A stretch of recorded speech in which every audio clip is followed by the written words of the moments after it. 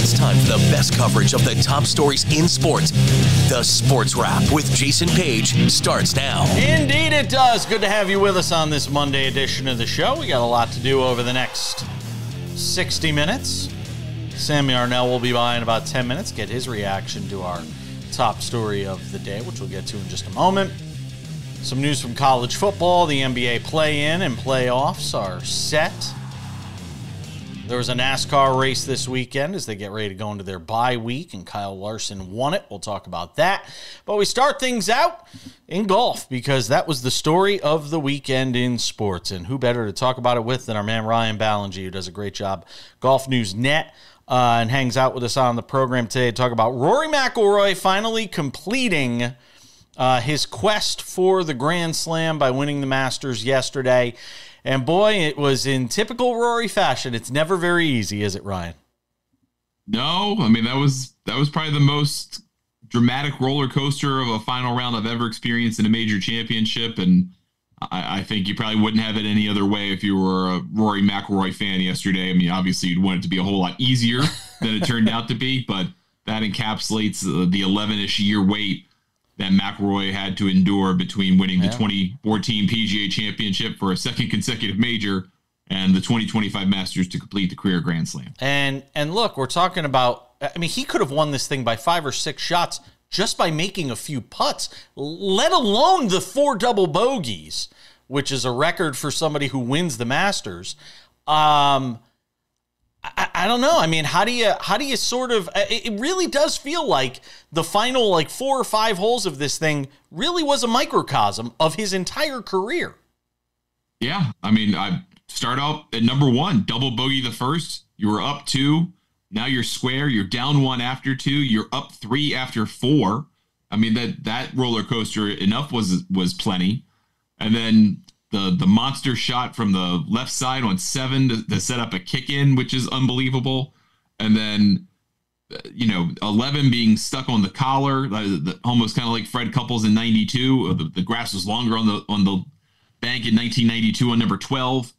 And then 13 and just inexplicably bad third shot with a wedge playing to the right of the flag. I don't even know why he did that. I mean, I heard his explanation. It doesn't make any sense.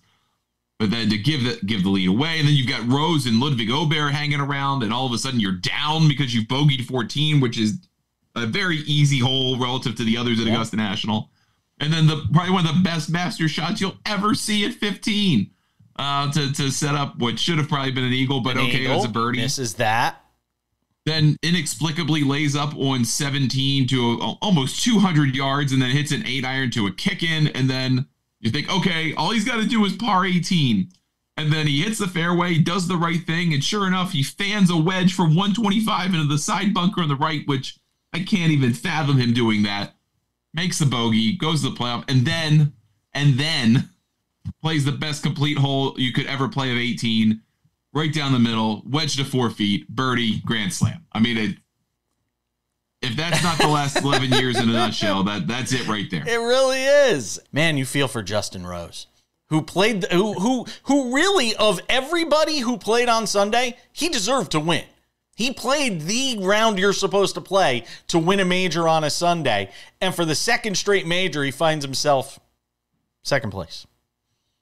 Yeah, I mean, he opens with 65. He takes over the all-time first-round Masters lead mark from Jack Nicklaus in doing it. Yeah. He plays the round of the day on Sunday when I'm pretty sure everybody counted him out. He makes the incredible putt on the 72nd hole to ultimately force extra holes. He did nothing wrong on the playoff hole. He did the right thing. He gave himself a good look. He used the slope, just didn't go in. McIlroy was just a touch better, and he finds himself losing back-to-back majors to a guy who won 2 majors last year, the best player of his generation in Rory McIlroy on Sunday.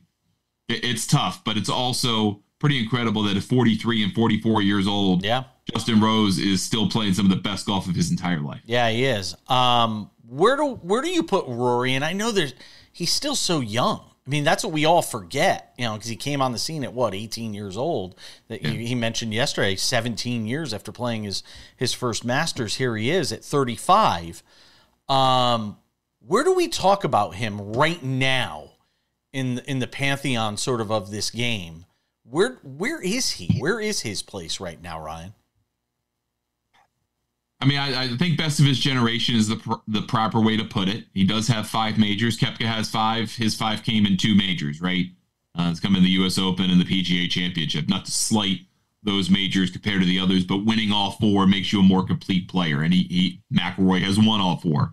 There's only 5 other guys that have ever done that, and he's the first guy in a quarter century to do it. So that, I think, solidifies him as the best player of his generation. He's also the greatest probably would-have story this side of Tiger Woods in what could have been, maybe even bigger what-if than Phil Mickelson. You know, if Tiger Woods didn't exist, does Phil Mickelson win 10, 12 majors? Maybe. I don't know. But I feel like if Rory McIlroy wasn't in his own head, he probably would have won 10 by now. So I think it's kind of still to be determined, right? There's still probably another 5 to 7 years of McIlroy's solid years left to maybe contend and win more major championships. That gives him a runway of 20 to 28 more majors, and we'll see where that leaves him. I think a lot of people think, okay, he's exercised the biggest demon of them all. Surely this will mean more major championships, especially because we think of your early and mid-30s as kind of your sweet spot to win your majors, historically speaking. So maybe there's more in there, maybe there's not. But if this is if this is the 5th and final major championship of his career, I still think he's probably the best of his generation. Is he top 4, top 5 all time if this is the end?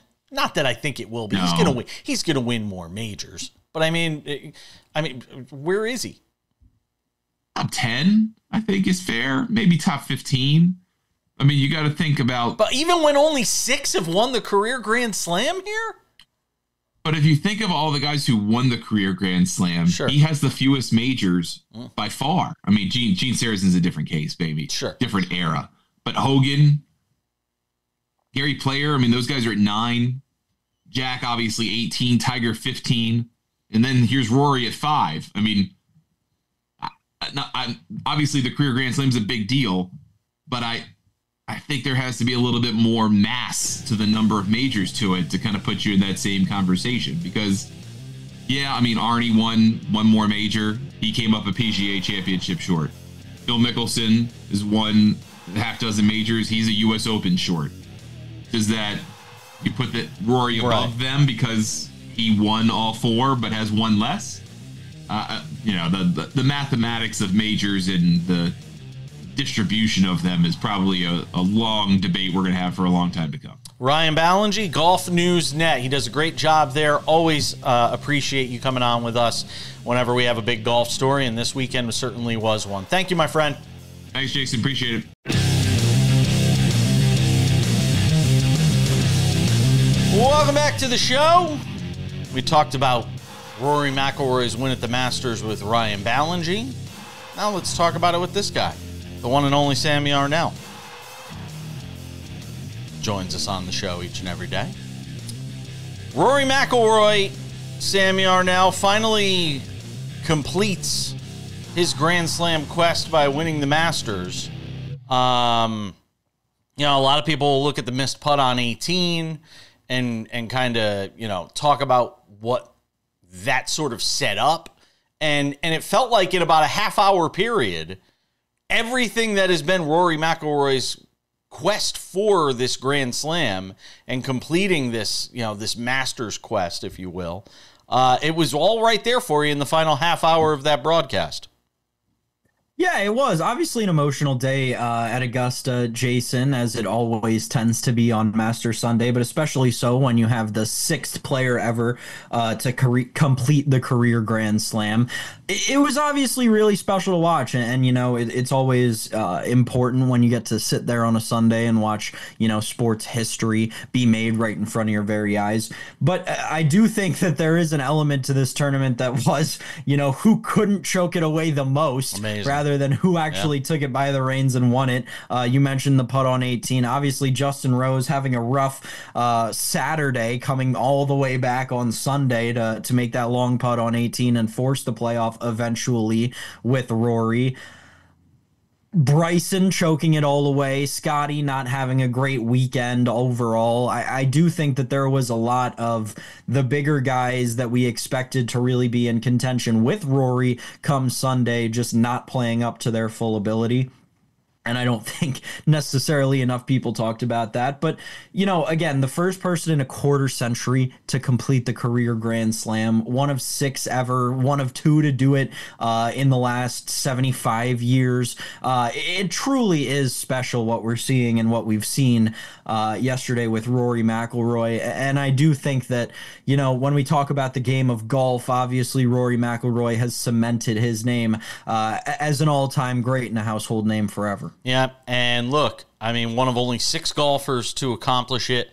I do feel like this tournament, though, especially on Sunday, late in that final round, it really did have the feel of first person to make a putt over 10 feet was going to win this thing. And Justin Rose felt like the embodiment of that when he sinks the long putt on 18, which ultimately forces the playoff because McIlroy obviously bogeys on 18 in the final round to send us to the playoff. And boy, man, look, this is Rory's day, and we talked about it with Ryan Ballengee, and we talked about it with you here in the first few minutes of this segment. But, man, you got to feel for Justin Rose. I mean, back-to-back majors now, the Open, and now here at the Masters, where he finishes runner-up. And you're talking about, one of the greats of the game. And it honestly felt like he played the best golf of anybody on Sunday and deserved to win this thing the most. Yeah, and, obviously you shoot a 65 on Thursday, a 66 on Sunday at the Masters. I think you would expect to win that tournament 9 times out of 10. But quite frankly, again, that's why they call Saturday at the Masters moving day, Jason, right? Because Justin Rose shoots a 75, and little did he know that's basically what did him in and lost him this tournament. And obviously the tournament is won and lost on Sunday, but Justin Rose came about as close as you can to losing himself that tournament on Saturday, shooting that 75. And at the end of the day, I think that that's very funny because we're talking about a 75. We're talking about 3 over par being what did Justin Rose in to losing this tournament. A round of 3 over par.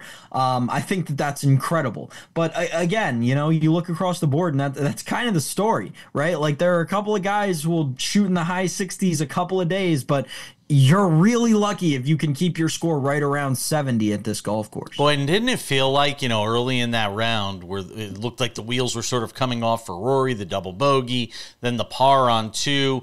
DeChambeau has the lead by 1 after just 2 holes. And Bryson DeChambeau, it felt like, was sort of on his way, but his inability to dial in the irons is really what cost him in this final round. He just could not get his distance control right. And you heard the announcers on the broadcast, Jim Nantz and Trevor Immelman and all these guys sort of talking about it. He just could not dial in those irons from very makeable distances for a guy that typically is very good at that.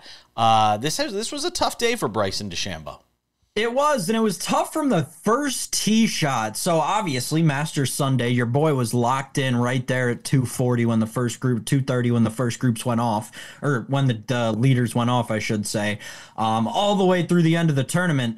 And I believe, so Rory teed off first on 1. This is so niche, but Rory teed off first on 1, hit his tee shot onto the right side bunker, into the right side bunker halfway up the hill on that first hole at Augusta.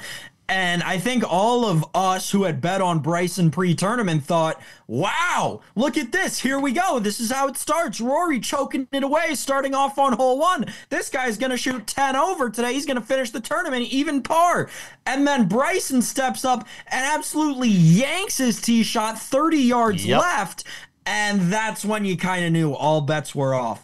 I do want to say, because you got to feel for all the guys who went through it yesterday. Ludwig Oberg played an incredible tournament. Yeah, fell apart. Triple bogeyed 18 on hole 72. Mm-hmm. It ended up costing him about $514,500 in winnings. A triple bogey worth $500,000. Yeah. If you think your Sunday round with your friends at the local pitch and putt cost you money when you missed that putt on 18, Ludwig Oberg has a call for you. And say this too, and I mentioned this with Ryan. Scotty Scheffler could not have played worse and still finished top 5 in this tournament. I mean, that's remarkable to think about. He could not have played worse, and he finished top 5. It's mind-blowing for me. The next thing for Rory is trying to complete the Golden Slam. An Olympic gold medal is the only thing missing for him now. He's won the Players. He's won all 4 majors. One of only 3 players to do that. So we'll see in LA in 2028 if Rory McIlroy can complete the Golden Slam. That's the only thing left for him. And he, I mean, that's it. He'd be alone on that list. Yeah, and it'll be interesting to see where they play that. Obviously, LACC, a course that he's familiar with. I think a lot of people just realized, like me, that Tiger Woods has never won a gold medal. Yeah. That's crazy. That's what happens when they decide to launch golf, one of the oldest sports in the world, in the Olympics, like only recently. I don't know. It's weird. We're coming back.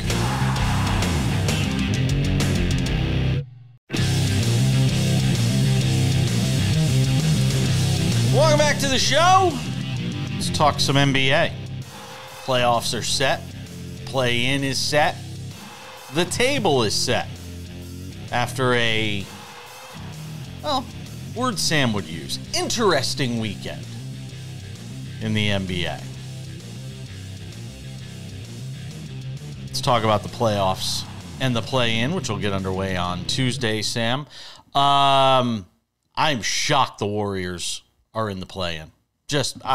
If you had told me 2 weeks ago that the Warriors would be a play-in team, I would have probably had you urinating into a cup. Sorry for the graphic image for those at home. But here they are. And you know, the clip, I'll tell you, the team that really wowed me the most here down the stretch was the Clippers getting out of that play-in, getting a 5th seed. And with a healthy Kawhi Leonard, who has played very well here down the stretch, all of a sudden the Clippers feel like a very dangerous team here. Very well down the stretch. See, this is what I love about the media, man. Kawhi has one good week, and all of a sudden everyone's so sold on this team. Come on, Jason. Do you really think that he's going to make it to the second series of the postseason? Yeah, There's no shot. It's Kawhi Leonard. We know this guy's history. There's just no chance that the Clippers are actually a team that we need to be afraid of. In the Western Conference that we've been talking about for so long is so top heavy, and now one bottom feeding team moved up 3 seeds, and all of a sudden everyone's losing their mind because Kawhi Leonard in the latter stages of his career has one week where he looks like 2019 Kawhi Leonard. That is what has happened here. No, I'm not buying it with the Clippers. This to me is still the Thunder's conference to lose, and if they're losing it to me, it's probably to the Nuggets. I'm not saying, forget the Nuggets. My God, they just fired their head coach. Forget the Nuggets. I'm not worried about the Nuggets at this point. Kawhi Leonard, it's not just a week. It's not just a week, man. He has put together a March and April, really, frankly, since mid-March, that, is very Kawhi, prime Kawhi-esque, if you go and look at the numbers. He's playing, they played 42 and 47 minutes on Friday and Sunday. 23, 33, 23, 25, 27, 31, 21, 28, 20, 29, 22, 28, 33. That's his last, 12, 13 games. And you go back before that and look at the 6 games prior, it's the same thing. Kawhi Leonard's playing at a Kawhi Leonard level, 5-6 years ago Kawhi. And, look, there's something to be said. If you gave me your money, that crazy Sam Yarnell money, and said go and put a wager on a team, I'm not putting it on the Clippers. I'm just saying, if you're looking for a dark horse in a West that feels like Oklahoma City and a bunch of dark horses, the Clippers are as good as anybody. If you start taking all these teams and throwing them into a hat, the Clippers are as good as anybody. And right now, by the way, you can get the Clippers at 39-1 right now to win the whole thing. And to come out of the West, they are, I just want to make sure I get it right, 15-1 to come out of the West. Go ahead. you can get the Clippers at 39-1 to win the whole thing, because I definitely am not going to. Listen, Kawhi Leonard has had a great last 19 games. That is the hard number. 19 games ago is when this whole thing started. He's averaging about 25.5 points, about 6 rebounds, and about 3 assists since, which is fine. That's great. All that. Here's the number you really need to know. 37. That's how many games Kawhi Leonard played this entire season. To win an NBA championship, you have to win 16 games. That's darn near half as many as Kawhi Leonard played the entire season. So again, I just can't buy that all of a sudden Kawhi Leonard's going to go on this incredible run of health that apparently he's been on for the last 2 months, and he's now going to be able to continue it for the next 2, because in the last 5 years of his career, there's no precedent that says that he'll be able to do that. They have clearly babied him up until he made his season debut on January 4th, and I think that's paying dividends right now. And look, he's a guy, and for anybody who's followed, this whole Kawhi Leonard saga of injuries and not being able to play and the knee troubles and all this stuff, he's a guy that simply did not feel confident in that knee. And when you see him playing back-to-backs and playing heavy minutes, he's telling Ty Lue, I'm comfortable playing on this knee. Now, look, does that mean, game 2 or game 3 of the postseason, he doesn't go out and grab his knee and he's gone for the postseason? Does it mean that doesn't happen? Absolutely not. But everything that we've seen here over the last, 3 months from Kawhi Leonard tells us he's going to be healthy enough to help this team make a playoff run. Now, look, even if he's healthy, it doesn't mean they go and win this whole thing and come out of the West and be the team that upsets Oklahoma City. I'm not saying that. I'm just saying, if he is on the floor for as long as the Clippers are in the postseason, they're going to be a very tough out. And I think a completely underrated part of all this, and maybe a reason that Kawhi is potentially getting too much credit, is James Harden has also been playing incredibly well. Also famously one of the non-reliable players in the NBA, right? Who, again, I'm not going to rely on to be consistent throughout the whole postseason. But, over his last 10 games, James Harden, about the same amount of points. So you combine those two, over the last 10 games, you're getting 50 points per game out of those two. Do I think that is consistent throughout the playoffs? I'm just going to keep harping back to the no, because I don't think that they're going to be able to combine to stay healthy for a long enough time to make a difference in this postseason. And Zubats, by the way, big in that win yesterday against the Warriors with 22 and 17 on 11 of 16 shooting. And the Warriors will now have to go through the play-in in order to get themselves into the postseason, which should be very interesting to watch. But we get Warriors, and let's see here. We've got the Warriors. Where's my play-in? I had my play-in here in front of me. We got Warriors. You're gonna have the Warriors against the Mavericks, and then the Grizzlies against the Kings in the West, and the Magic against the Heat. There you go. And the Hawks against the Bulls in the East. The Bulls once again in the play-in. Ugh. Magic and Heat. That'll be fun. Battle for Florida, some are calling it. Yeah. I'm rooting for the Magic. Talented young team. I'm rooting for the Magic to take that next step. Last year, an epic series with the Cavaliers, which ended in 7 games. Let's talk some college football. 2 wildly different stories to get to next.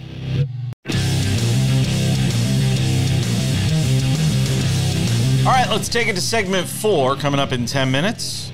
Ryan Twining helping us recap another win for Kyle Larson. This one in Bristol under the lights. But Sammy Yarnell, a couple of wildly different college football stories to discuss. Let's get to the first one, which really broke late last week and sort of carried throughout the weekend. And that was the story of Nico Iamaleava. Did I say it right? Did I get it right? Iamaleava? Sure. That too. That'll work too. He's not on Tennessee anymore. That's what we do know.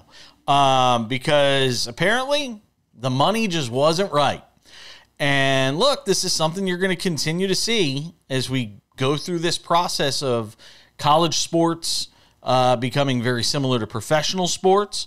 And, you know, and the folks at Tennessee said, all right, you know, you're not here for workouts. You're not here for practice.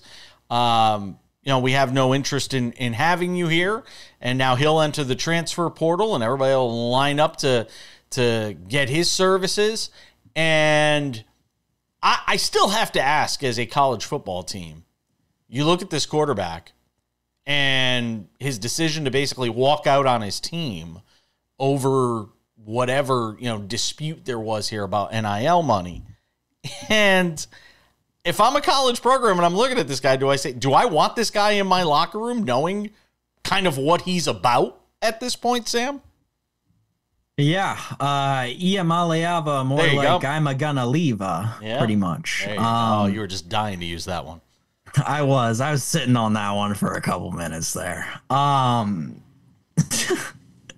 I think that this story is so funny. This is just so we're clear, this is a very, very, very, very, very blown up version of what you and I talked about on the program with Matthew Sluka early during the season at UNLV. So there's a couple of interesting parts to this. Iam Aliava had been practicing with the team throughout the spring. Obviously, there was an ongoing dispute regarding his NIL with the school, and then he just decided to stop showing up to practice, and I guess then therein and enter the transfer portal as a spring transfer. So a couple of things. One, on the Nico side, wow. That's bold for sure, because, yeah, you looked okay, except for that one time you had the ball in your hands with 5 seconds left and your team was down 3, and you just ran around and then ran out of bounds, and your team lost the game. Business decisions, man. He was making business decisions then. I mean, people definitely aren't going to talk about that when you try to negotiate a new contract. And then you've got the Tennessee side of this, which is like, wow, you really couldn't just figure it out. Like, you were a top 10 team and a top 3 team in the SEC last year. You couldn't just figure something out with your star quarterback who was poised to be like a top 5 draft candidate whenever he came out. It's going to hurt everyone involved in this situation, Jason. But Sam, there's a reality here, and it's this. This kid was getting paid in high school. In high school, he was getting paid.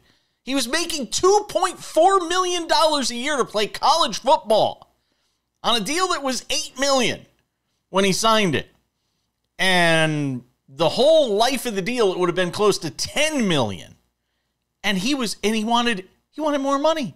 His rep said, we want $4 million. We wanted an increased deal. He didn't deserve to get an increase to $4 million. He didn't do anything that justified him getting an increase to $4 million. And again, it's still mind-blowing that this is college football we're talking about, and we're having these conversations now about money, and it has completely changed the game, and not for the better. I don't mind talking about this stuff when it comes to guys that have paid their dues and gone through their time in college and go into the NFL, and we talk about contract situations and all this stuff pops up. I don't want to talk about this in college football. It is killing it for me. I don't want to talk about it. I really don't. I get it. I get it, but I think that there's an element to it that's like, this is just where we're at in the sports world. I don't think it's going away. Paying athletes at the college level, to me, is just not going away anytime soon. Oh, no, it's not. And that's been made clear with NIL. No. And there's NIL, and there's going to be this salary cap that winds up getting, put into Division I college athletics. And it's going to be the downfall of a lot of these smaller Division I schools that we're seeing, St. Francis of Pennsylvania, which quietly just basically is going to Division III. After this season, a program that we saw in the NCAA tournament that is now going to Division III. St. Francis of Brooklyn, which basically closed its college sports program down, a couple of years ago because they just can't compete. So you're going to wind up with all these, Power 49 schools that are going to be out there, and everybody else is just going to be left to sort of sit it out because they're not going to be able to compete in this world with all this money here. One last thing to get to. Kyron Lacey, the former LSU wide receiver, apparently took his own life after being involved in a hit and run and then being pursued by police. This hit and run had taken place some time back, and he was being investigated and was out on bond and all of this. Well, apparently this weekend, during another pursuit with police where they were going after him and he was in his car, took his own life in his car. A terrible story, a terrible ending to somebody who once had such a promising future. Just awful story all around, but wanted to make sure we got it in here before we wrapped up the segment. And I'm sure we'll learn more about it in the coming days as to what led to this decision for him to have taken his own life. All right, we are coming back. We've got more to do on the show. Some NASCAR, a race in Bristol. We'll get to it next. Coming up in 10 minutes, odds and ends. The end for somebody in New Orleans. The start for somebody in a new, relatively new basketball league. Just some of the topics we'll touch on in odds and ends. Well, let's talk some NASCAR. Brian Twining is here because it's a Monday and it's our wraparound NASCAR segment. We preview the race on Friday. We recap it on Monday.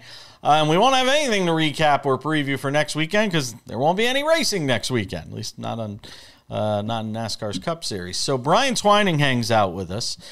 Bleacher Nation does a great job on NASCAR and auto racing. And Kyle Larson wins this weekend. He also wins the Xfinity race, so we'll get to that in just a moment. And obviously a very good weekend for him, his second win of the year. And as we approach the bye week here, what does Larson's win sort of say about where we are in this NASCAR season? Because this was as dominating a performance as we've seen from any driver this year. Yeah, this was basically just a duplication of what we saw in the fall race, which came as a massive surprise to everybody in NASCAR, the teams, the drivers, especially us bettors after what we saw on practice, with the tires looking like it was going to be a duplication of what we saw in the spring, where they had to get an extra set of tires issued out by Goodyear. And it just winds up being another masterclass by Kyle Larson, being the best gladiator at the last great Coliseum once again, leading over 400 laps, absolutely spanking the field in what is supposed to be the top echelon of the sport, making everybody else look like they're in subpar equipment to him. And I think as we head to the break, it just reinvigorates the 5 team for being possibly the championship favorite after kind of suffering a few races where he wasn't necessarily on top of his game. And maybe Christopher Bell or Denny Hamlin, as we were coming into Bristol, had maybe jumped him in terms of being the championship favorite. Going into the bye, if I give you 3 drivers and say, tell me which one has been, despite number of wins, all of that stuff. Mm-hmm. If I give you Bell, Hamlin, Larson, who's been the best driver so far this year? Oh, I love it. He's thinking. I love it. It's a difficult decision to make because Kyle Larson's variance in races is so high. I mean, we call him checkers or wreckers because he's either finishing first or he has such a high probability of DNFing. Whereas somebody like Denny Hamlin, even if he's not running well, like yesterday, he wasn't the best car. He didn't have the speed to catch up to him. He still finishes second. And then Christopher Bell, maybe his toolbox isn't as full as, say, a Kyle Larson is right now, but he's also somebody, I mean, he won 3 consecutive races. But I think I would probably have to say Kyle Larson is the favorite just because of how good he can be on every single weekend. And you don't see other drivers beating the field in a way like he has done the last 2 times we've gone to Bristol, regardless of where we go or their strengths at certain tracks. So I would say Kyle Larson, and then it would probably be a tie between Denny and Christopher Bell based on track type. Best drive is Larson the best driver in the world? I think that's a very polarizing argument to make. It's difficult to try to say that because he's never driven an F1 car, which is much different than an Indy car. Obviously, it doesn't translate at all to a stock car, so that's hard to talk about. And we've never seen Max Verstappen or any of the other F1 guys jump into a stock car to see really what they got at the moment. Do you wish we saw more of that? Doing what Larson does and jumping into an Indy car. Like the crossover? Yeah. Personally, would it be great for the sport, just motorsports in general? Yeah, I think personally, though, I would like to see it in an exhibition type race, not in points paying races, because I think that does a disservice to the rest of the field who is battling for points to get into the playoffs and stuff like that. I mean, it would be essentially like saying a Major League Baseball team could bring over the best Japanese player on like a borrowed contract for a week just to get some publicity during the regular season in a playoff battle. Like, to me, that's not good for the sport. Personally, I actually like the idea of exhibitions like that, though, because I think it would drum up interest in the sport in a time of year maybe where people aren't thinking about NASCAR. I mean, you've got an off season and there's opportunities to do something like that. I kind of like the idea. Larson won the Xfinity race as well. It's not the first time this year he's run an Xfinity race. Why are you laughing? Why are you smiling? Do you not like him running Xfinity races? It's another interesting argument within the NASCAR community is whether or not Cup guys should be dropping down to the lower series. And just, I mean, is it the equivalent? Is it the equivalent of Aaron Judge going and playing a week in AAA? Is that what you're going to say? It kind of, I think it's good for the youngsters to kind of be able to learn based off of what he does. And I think a lot of them take it as a challenge. It does suck, again, going back to what I said about those guys are in a playoff hunt, and it's basically removing an all-important win from one of those guys, just kind of expecting Kyle Larson to go out, or any Cup guy for that matter, to go out there and spank the field and wind up taking a win, which locks somebody else into the playoffs. Okay, fair enough. Who needs this bye week the most? Honestly, I would probably say this is going to come to a surprise for some people, but I would say Ryan Blaney. With the heartbreak that has occurred for him so far this season, being the fastest car at numerous races and not getting the result that he necessarily should have. I mean, we're looking at a guy that should have multiple wins already this year based on pure speed. And even this last race, he couldn't get a caution when he needed it, where the previous week he got a caution where he didn't need it. Yeah, it's true. Brian Twining, always good work. Appreciate it. Bleacher Nation, check him out there. We'll talk to you next week, and enjoy the bye week. Get some rest. Thank you.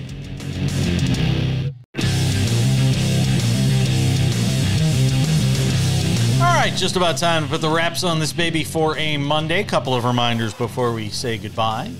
Make sure to check out the Sports Wrap with Jason Page podcast, available on all your favorite podcasting platforms. You can listen to the show Monday through Friday.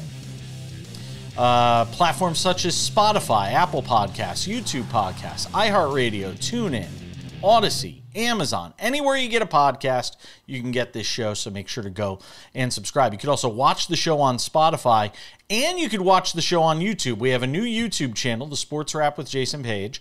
YouTube channel available on YouTube. Shocker. Go and check that out. Clips from the show, extended conversations. Ryan Ballengee and I basically did an entire second golf segment that you didn't get to see on this show today. You know where you can see it? The Sports Wrap with Jason Page YouTube channel. Go and check that out as well. And without any further delay, it's time for some odds and ends. Odds and ends. It is the end for Paige Beckers when it comes to her collegiate career at the University of Connecticut. It is just the beginning for her as a professional, though, and she is going to be one heck of a professional. And she has already made it clear she's not just going into the WNBA. No. She signed a 3-year deal with Unrivaled, that 3-on-3 women's basketball league, which we saw throughout the winter months here. Paige Beckers is going to be a part of that. Still noticeably not part of that is Caitlin Clark. And you wonder if it's just a matter of time, with all the star power that league has, if Caitlin Clark eventually decides, once she's gotten rested, once she's, sort of gotten her schedule figured out, if it's just a matter of time before Caitlin Clark joins, because Paige Beckers is going to be a part of it. And Paige Beckers, by the way, is going to be so good in the WNBA. I can't wait to watch her. Obviously, finally getting her national championship with Gino Auriemma at UConn. All right, odds and ends. The end for David Griffin as VP of basketball operations with the New Orleans Pelicans. And look, let's be honest, it was not a great tenure. And a lot of that has been led by the decision to draft Zion Williamson and everything that has come from that. And by the way, it wasn't the wrong decision to draft Zion Williamson. Sometimes it just doesn't work out. They have been hit with a litany of injuries in that organization over recent years. And they tried to deal some of the parts away and tried to make some changes within that organization, but ultimately it did not pan out, and David Griffin is out of work with the New Orleans Pelicans, and a franchise that, look, it's just been an enormous struggle. I have gone on the record as saying, though, that I think next year Zion Williamson's going to play a lot of basketball, and I think he's going to be really good. They shut him down towards the end of this season, and that was probably just to try and improve their odds for getting the number 1 overall pick and maybe a shot at Cooper Flagg in the draft. But I still think the best years for Zion Williamson have yet to come. And for David Griffin, he will probably not see those years unless something crazy happens and the team hires him back, which I don't think is going to happen because they let him go today. Last but not least, news from the NFL, because who could leave us? How do we leave you without talking about the NFL for an entire show? Well, there was a big signing in the NFL, or a big contract extension, and it comes for the Chicago Bears, who make Kyler Gordon the highest paid corner in the league. 3 years, $40 million. $31 million of that is guaranteed. So he's the highest paid slot corner now in the league at the age of 25. It was a big priority in this offseason for Ryan Poles, and they make the move to get Kyler Gordon locked up under contract. And that's a big move for that team, who seems to be making a lot of smart, long-term moves that gives you a sense that if you're a Bears fan, Caleb Williams being what he was last year, and showing the talent and the ability that he has, you get the feeling that the Chicago Bears right now are going in the right direction. Now, ultimately, this all boils down to wins and losses, and we could sit here all day and sort of bang our heads against the wall trying to figure out what some of these offseason moves mean. But for the Chicago Bears, feels like they've set themselves up in this offseason about as well as they can to be competitive in an NFC that, unlike the AFC, is a lot more wide open. I know that the Eagles are obviously your Super Bowl champions, and it goes without saying they're the team to beat going into the 2025-2026 season, or the 2025 season as it would be. But there's a lot of room after the Eagles when you talk about the NFC for who's the next best team after that, because there's a big drop off. Whereas in the AFC, the competition is far more difficult. The competition is far more challenging when you sort of look at the landscape in the AFC, and it feels like there's a group of 6 or 7 teams that are just entrenched at the top of the conference. The NFC isn't built that way. So there's going to be opportunities if you're a team that can make a leap in this offseason, make the right moves in the draft. And I think Ryan Poles did a great thing getting Kyler Gordon locked up. All right, that's going to wrap it up for us on this Monday edition of Sports Wrap. Thank you to our guests. Always love chatting with Ryan Ballengee, Golf News Net. Thank you to Brian Twining for hanging out with us, talking about some NASCAR as they go into the bye week. We'll take a week off from NASCAR on Friday and Monday this week. Thank you to Sam Yarnell as well for hanging out with us on the show. Thanks to you for watching. That does it. Sports Wrap in the books for this Monday. We'll see you back here on Tuesday.